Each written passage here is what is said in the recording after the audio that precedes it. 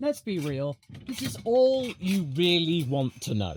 Have McLaren gone a little bit too far here? Well, I mean, yeah, they have. They're basically playing referee with their own drivers, and you know things have gotten really bad for them when Damon Hill's making jokes about them. It's gone that far, people, where the team are the butt of many quips, including Damon suggesting jokingly, oh, he should have given up a win to his old teammate Prost back in the day, even though his engine went bang. And if you missed the reference, it is essentially Hungary 2024 all over again, in that this mishap or swapping of drivers had nothing to do with the drivers themselves on track, but due to an error that was related to the team. Last year it was a strategic error, this time it was an operational error, and it essentially got the same reaction from the fans of, oh no, not again! Yeah, okay, we all know about that part. But it's got other people talking about the idea of the manipulation of results, and that McLaren are actually going beyond being a Formula One team, and instead are playing the showman. Is this kind of overextending their reach in a way? Because,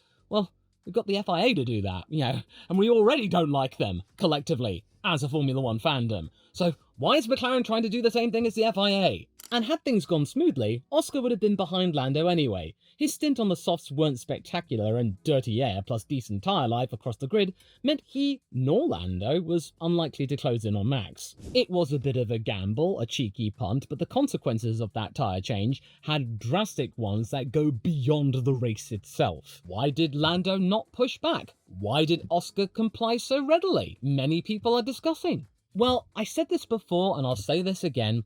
I think the drivers are thinking too far ahead and not right in that moment at that Grand Prix. They're thinking 2-3 seasons down the line while their contracts with McLaren are still going.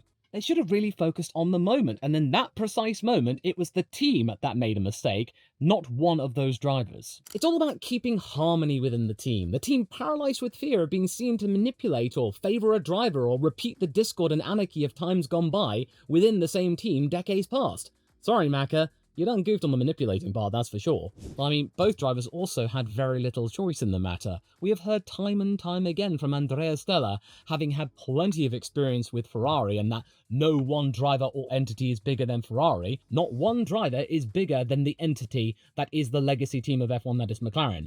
And that if you decide to do something against the wishes and wants and needs of the team, then you do not belong there. It doesn't matter how good you are or how enshrined you are with that team, you can kiss your career with us goodbye, Sonny Jim. No exceptions whatsoever, and that really is impactful when you have the best car on the grid at this precise moment, even though Monza itself really did not reflect that. That was quite a bit of a blip in terms of a blot on the MCL39's record sheet. And that, therefore, that pressure acts as a natural brake on both Oscar's and Lando's instincts. They have to be thinking that in the back of their mind. They have to be very careful in what they do and say. They might find another team who will take them on, especially if one of them becomes world champion, which is exactly what is going to happen come the end of the year. That could easily be a bargaining chip for them in the future, but in the here and now, they gotta make do and mend, I suppose. And yes, I get it. McLaren's trying to stop animosity breeding between the two drivers, but I do think given what McLaren did, it will start to manifest animosity from both drivers towards the team. I've said this in the past when papaya rules have gotten in the way, that it could lead to Oscar and Lando doing something drastic if it really comes down to it, if it comes to within just a couple of points, that maybe they would decide to rebel, both of them, in solidarity. What is McLaren going to do? Axe both of them? And also, it is, and will continue to do so if this is not cleaned up, cause animosity to spread amongst the fandom, and really tarnish both of their perceptions with the entire Formula One community. Lando can maybe perhaps sense that the team aren't thinking about the fan perception around him, already something which is on a knife edge between admiration and derision, and whilst I appreciate Lando is trying to tune out the noise still does exist, which may explain why he was silent over the radio after the race, maybe bracing himself for the blowback which he did receive on the podium, something which did not go down well with the Italian crowd. As for Oscar, the rug had been pulled out from right under him. He thought that pit stop errors were just simple racing, something that we just call motor racing, but apparently not. He was very, very annoyed about it, he very much voiced his egregence toward it, but he ultimately complied. Yeah, choosing not to dig himself a hole. But really, was it worth doing that? Well, quite honestly, based on his performance on the tyres, like I just mentioned, I do think that eventually, had Oscar remained in front of Lando, that Norris would have overtaken him anyway. And then if Oscar had railed against it and then Lando had done that, it would have made out the Australian to look a bit of a stubborn fool. So, quite simply, at least in the part of Oscar, it is the cleaner of the options, the lesser of two evils. Unless you want to see some of your stock being taken away or drastically reduced, in that you just become McLaren's yes man. Because believe me, there are a lot of corners of the internet that are thinking that way, including from some of his home countrymen. And also, those 3 points that Oscar gave up without a fight, they could really come back to haunt him and McLaren by the time we get to Abu Dhabi. I really do think it's going to go to Abu Dhabi between these two. The constructors, oh no, based on what we've seen from McLaren, they could get this sewn up by, well, the next race, Baku, if they can score 22 points more than Ferrari. Supposing we get another technical issue, which we could easily get since it's been a very, very long season, and after 24 races, yeah, something could happen. Or maybe a strategical snafu, which can happen, and McLaren had plenty of in 2024. What will happen then? What kind of mood would the drivers be in? Might we recall similar instances of awkward tension like Lewis Hamilton had in 2016, intentionally blocking Nico Rosberg on the way to his title? Yeah, drivers do what drivers do. But even to this day, the fan perception of that moment is not really all that glowing. As for Monza, on paper, the strategy was bold, it wasn't reckless. It just fell apart when a doodad done deaded. And what's really fascinating here is the beginnings of role creep within Formula One. What are teams these days? Are they competitors, or are they becoming referees? Because by them correcting the outcome, McLaren blurred the lines between team interest and them being a sporting body. So when McLaren stepped in to correct things that realistically they probably shouldn't have done, they've kind of gone into territory that they really don't belong in. Yeah, okay, the team may have wanted to make sure that Norris wasn't punished for a mistake that he didn't commit, or maybe to take the heat off that one particular person that was involved in the left front fracas, which means that they are not going to be treated with animosity in and among the garages of McLaren, and maybe take some load off in terms of online criticism. Well, I'm sorry, I think part of that has absolutely failed, because we are still talking about it. There are people calling for that one particular front tyre gunner to be removed from office, although we must remember here, it was down to a faulty gun. He then, this person, made the right call in going, hey, wait a minute, something's wrong here. So what would you have rather have happened? Would you rather have him just gone, yeah, okay, all's good to go, Lando goes down the pits, and then the wheel comes off? Or it's improperly balanced, and then, oh, another DNF. That wouldn't be good for Lando's championship campaign, now would it? Better be safe than sorry here. And this is where fan psychology really comes in here, because I'm pretty sure that you, watching this video, wants to be watching racing that is authentic, real, as in, it's not been staged. The second you start rewriting results, even though this isn't for a win or a title yet, you are going to be bringing comparisons eventually toward Abu Dhabi 2021. Yes, I am going there. Not because it's as heinous as Abu Dhabi, it's all to do with the trust calculation.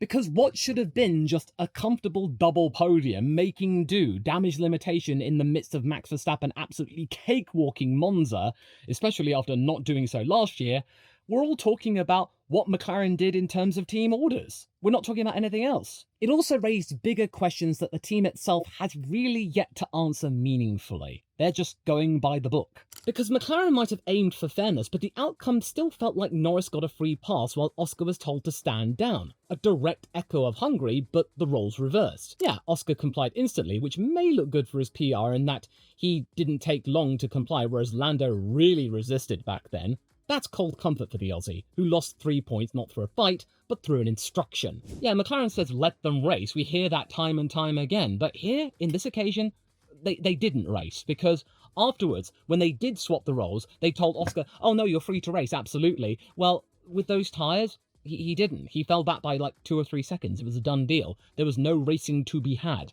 And let's not forget, one of Piastri's main weaknesses is dirty air, and he was in a lot of it. It's straight up, McLaren got in the way.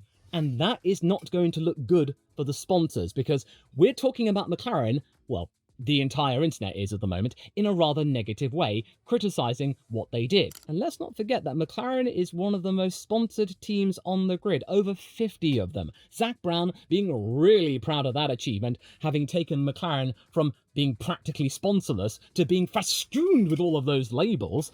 That is something that he has said, especially to all of the business periodicals, that McLaren, in his view, is probably one of the most lucrative Formula One teams in its entire history.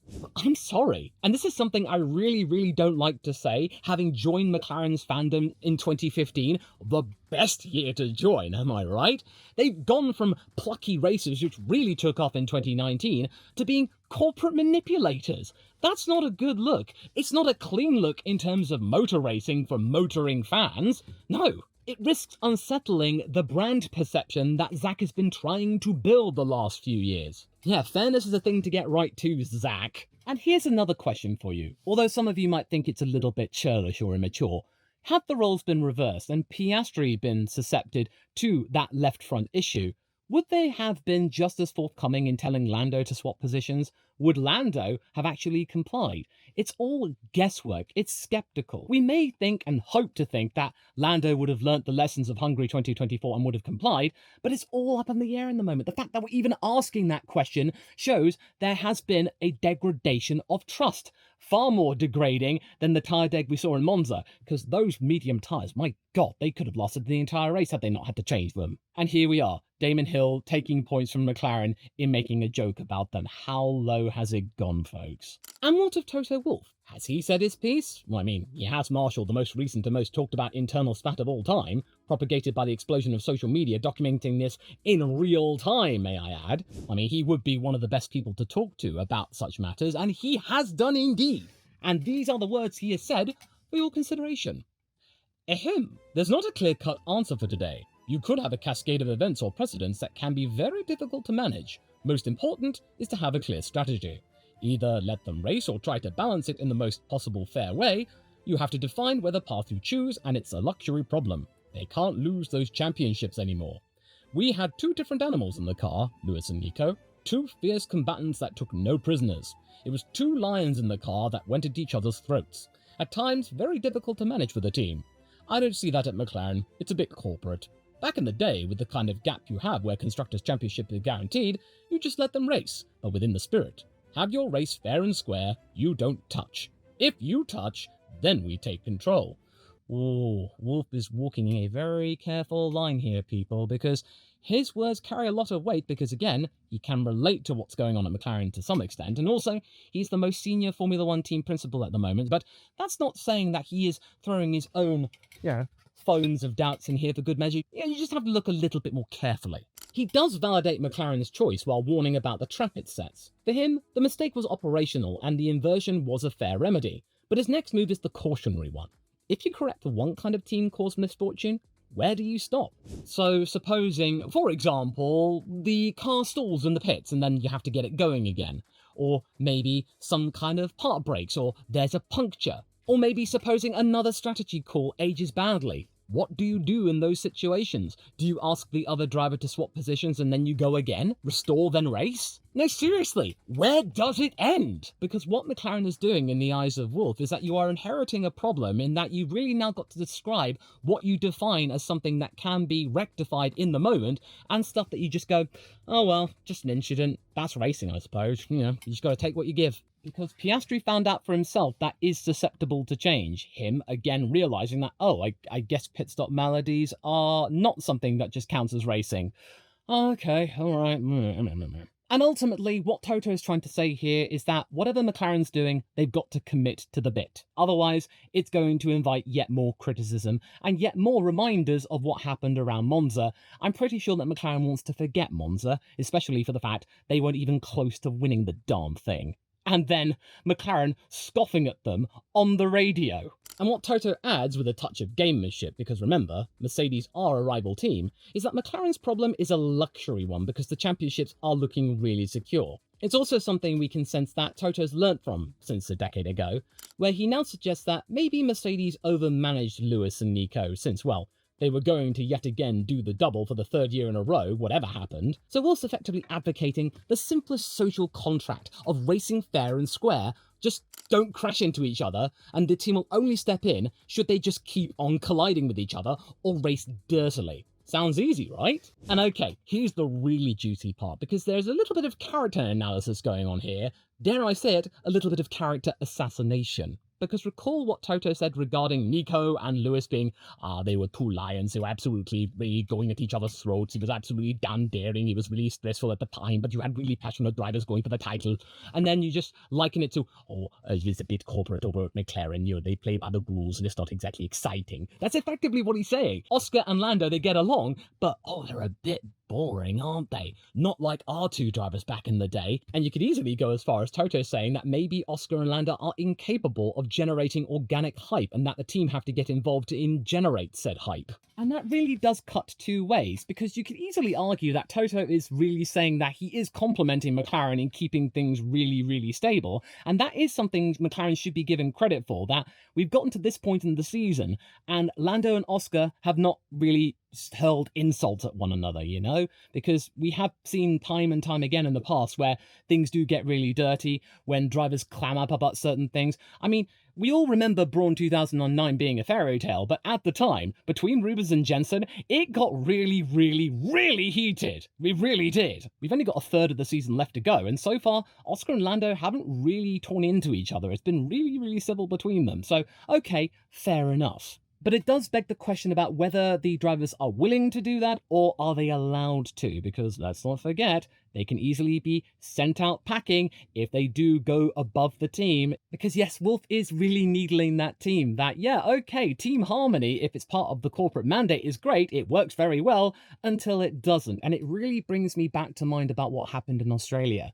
The team telling Oscar to hold position, which artificially curtailed the battle for the lead between them, and that maybe it set off a butterfly effect, which resulted in Oscar Piastri going off at the final corner and losing out on 16 points. Had he been able to maintain P2 and Lando got the win anyway, then Oscar right now would be closer to 50 points ahead of Lando Norris, and maybe we might not be having this conversation. It's something that is going to be evolving. Resentment wasn't built in a day. This is something that builds. We saw the beginnings of it between Nico and Lewis after them being childhood friends during Spa 2014 when they collided. I mean, of course, if McLaren get the regulations right and not another team is able to eclipse them, then where does it end? Maybe with the situation of righting wrongs or restore then race. What if the drivers end up gaming the system in a way that is insidious, behind the scenes, covert, cunning? Because remember, for at least 2 more seasons, they're going to be working together if things remain where they are. And this isn't a case of either driver being in their final year of their contract where they can just gung-ho and say, screw it, I'm going for myself, I'm not going to be with McLaren next year. And they'll be thinking, hey, I won the world title, any team would be glad to have me. And I don't think McLaren can say, oh, well, no other team would even have you for being so unfair and deceitful. I mean, we're seeing every single team not really liking what McLaren did. Max Verstappen deriding it as well on the radio. It wasn't a popular move. So yeah, what Toto is basically saying is that if McLaren are going to keep restoring places like this after team-induced glitches, they've got to do this instantly and symmetrically going forward for both drivers. Or maybe just rewrite papaya rules into just being a papaya rule. No touch, no team orders. Move on from this and ensure that no more ad hoc exceptions happen again. Because as we've seen, it's been breeding conspiracy theories. It's been getting people getting out their foams of doubt and their spanners of speculation. Oh, I see the irony here. Oh, that's awkward. Yes, Oscar and Lando get on well as people, but if McLaren keep on doing this, this might breed animosity and resentment between them without them having to actually say anything to one another. And it might really cause a problem in the long-term future, or maybe even in the short term, where both drivers feel like they deserve the storybook ending of winning their first championship. And that with McLaren's hopes of just saying, oh, well, it's a new season, just reset everything and go again. Will they really think that? Will they be able to trust the team completely, Lando and Oscar? So maybe you could argue that McLaren are using their heft right now to throw both of their drivers into the lion's den that are public opinions. Is that something you can make a reasonable case for? Well, in my honest opinion, yeah, you could. Whilst the management, Reed, Stella and Brown, stand by their decision and are shielding the team themselves from criticism, only keeping their eyes on the prize that is back-to-back constructors' titles, Norris became the lightning rod for the entire argument, being booed on the podium, cast as the beneficiary of manufactured racing, several outlets framing explicitly that as McLaren giving him back second after a slow stop, which was beyond the control and was, according to his teammate, something that just happened. Something that even Lando would probably accept as an it's what it is situation. And my boy didn't escape either, despite him being the perceived victim of all this chicanery. You get it? Chicanery? There are chicanes around Monza, loads of them. Yeah. And oh, this isn't British bias here. The Australian publications are tearing into Oscar. They're flaming him immensely, calling him just a company man, essentially. That, oh, he's just a yes man. Oh, he's not the ruthless killer that we all thought he was during his really big hat-trick running streak in the middle of the season. He might be that in the background. Oscar may be somebody who doesn't really care about what people think and he keeps himself to himself. That's perfectly valid. But in the eyes of the media and some of the fans, they may be just thinking, oh, well, Oscar's not really that exciting then, isn't he? He is the robot that we all thought that he was. I don't personally think that, by the way. I do think Oscar is capable of winning a championship and doing so in a very ruthless manner. It's just, well, he's the kind of Australian who's just very cool and calm, as cool as a Noreen Karthikeyan. You get so many pundits out there saying he should have just ignored the order. Really? For 3 points? I mean, had this been the win, then maybe you might have an argument there, but 3 points, in the grand scheme of things, it's not really worth it for the blowback that he would have had inside the team. And in reality, those are the first people you really answer to. And crucially, it's McLaren's message that's keeping the story hot. They're doubling down on all of this. You're not really getting any signs that they are going to be backing down completely, papaya rules. They are here to stay. Yes, there have been some mumblings that they might reconsider their options going forward, but there isn't really any guarantees from that. We all thought they would have learnt from Hungary 2024.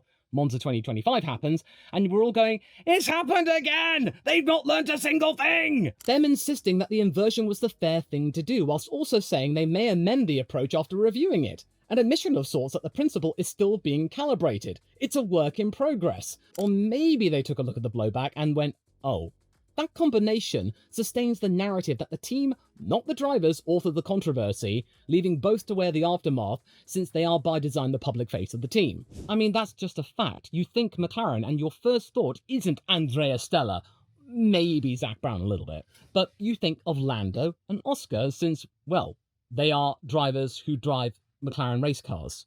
That makes sense. And couple that with what Toto Wolff had to say, and you get a moment where McLaren are being kicked while they're down. Because once McLaren has played referee one time in this kind of manner, people are just going to be thinking, oh, wait, oh, we're seeing something similar. Oh, this could happen again. It's going to be, yeah, really, seriously, the phone's been really busy today. The foam of doubt will be resting on many people's minds. And that puts Norris and Piastri in a reputational squeeze. One painted as favoured, the other as compliant, while McLaren argues process. A process which sparked a two-front PR fire in which both drivers absorbed heat for a decision made by the team rather than them. And in the end, Monza will be remembered for whether McLaren used this flashpoint to fix its rulebook, not the fact that they got a double podium. That they should really just choose a path and say it out loud and live with the consequences. Only then will the noise maybe fade a little bit, just a little. And if you fail, every single mistake that McLaren makes becomes a referendum for the entire team. Because one thing is for sure, and Max said so, he wouldn't have done that. And maybe that's the real bombshell here, that what McLaren did, playing referee, playing God within a Grand Prix, is a semblance of maybe people criticising Formula One in entering its entertainment era. That, oh, them swapping positions maybe had nothing to do with fairness, but to generate headlines and, yeah, try and make McLaren look glorious because they have the power here. The drivers are their pawns. They have the best car, so those two drivers will remain compliant since also they have a championship awaiting them. Once you get a title, that's yours forever. And McLaren can make that happen, so they better button up and shut up and just get on with getting them that Constructors' Championship. Team self-editing outcomes in real time, it's not racing in its rawest form, it's racing packaged for optics. Some fans may tolerate it and some won't. But McLaren just reminded us of that tightrope between letting the sport breathe and controlling the narrative. But what you should do is maybe take a look at this video because I think you may really like this. I've just got to go and change my clothes, so I'll be right back, okay?